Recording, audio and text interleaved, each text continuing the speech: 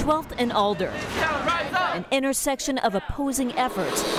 Those building the new youth jail and those wanting to shut it down. End construction now! We've been out here since 7:30 this morning. I plan on being here until this construction stops.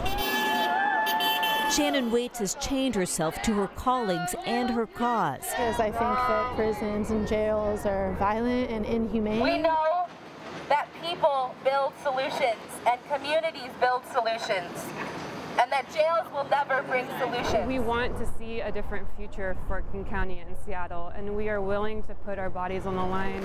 That includes enduring wet and cold temperatures. It's an emergency blanket just to help keep them warm. No lunch breaks, and while they don't want to go into details, we take care of ourselves. No bathroom breaks either. That's right.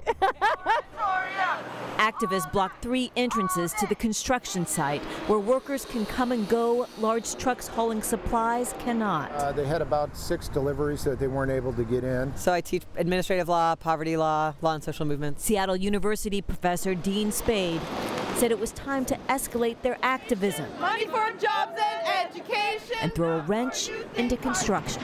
We do not need another jail and court building that just further takes families apart, interrupts students' education, and traumatizes people. The one delivery truck we saw exiting the site may be the only one welcome to stay.